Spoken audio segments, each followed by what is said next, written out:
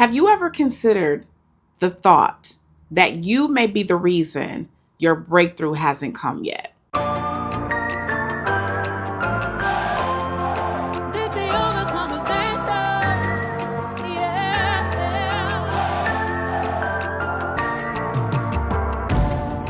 This the overcomer's anthem. Moving mountains and dancing. What do I mean by that? Your breakthrough is always based on a decision. It's always contingent upon something that you do, a move that you make, a transition, a yes, obedience to the word of God, something that God has been telling you to do that you have been holding off on, right? Many of you have been called to ministry. Many of you have been called to start businesses. Many of you have gifts and talents that you're sitting on, that you're allowing cobwebs to form on and dust to collect on.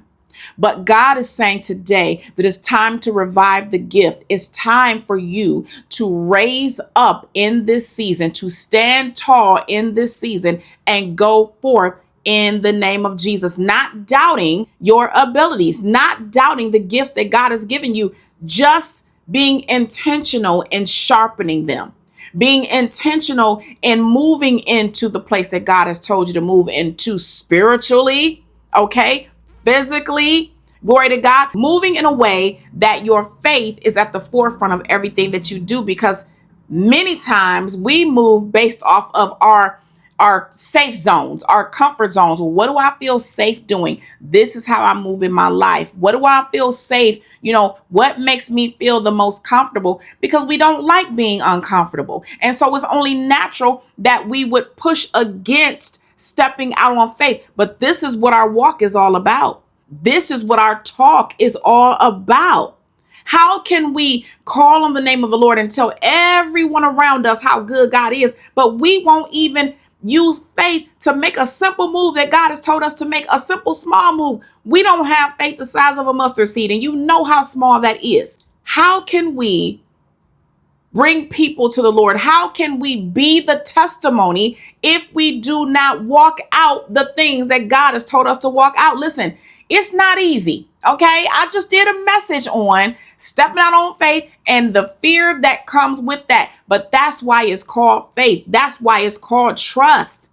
That's why God says he has you. He's going to take care of you. If you would just have faith the size of a mustard seed, tell the mountain to move and go throw itself into the sea. God said it will happen. That means your mountain is whatever the thing is that you're trying to get past, the obstacle that's in your way. That is your mountain. And God is saying today to cast it into the sea. Tell it to move and cast it into the sea. Because this is the season and the hour for the children of God to step out on faith and do the things that seem impossible and watch God blow your mind. I'm telling you because I'm a living witness of these things. I'm not talking to you about it because it just sounds good. I'm telling you factual things that I know, that I've lived, that I'm living right now.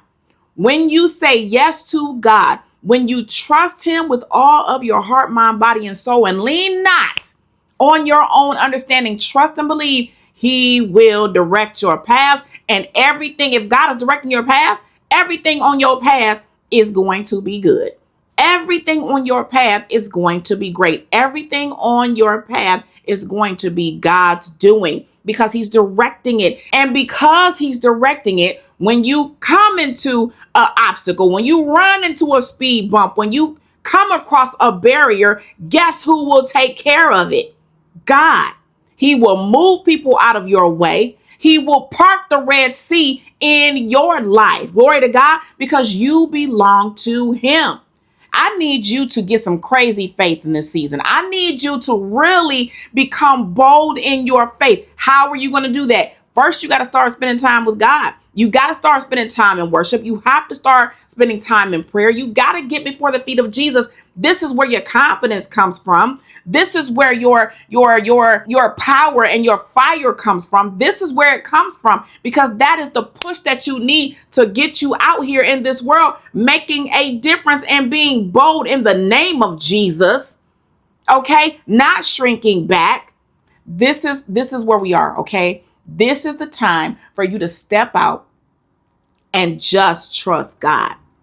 This is the time for you to step out and have crazy faith. Just trust God. And it really shouldn't be crazy to trust God. But because God does so many amazing and impossible things, that's why the faith is like, whoa.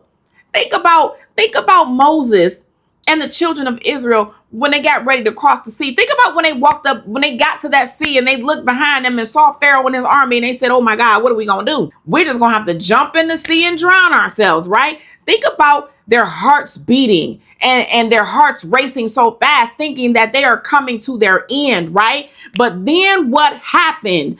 God, in his mighty power, with his mighty hand, parted the sea, and they were able to pass. And guess who was drowned?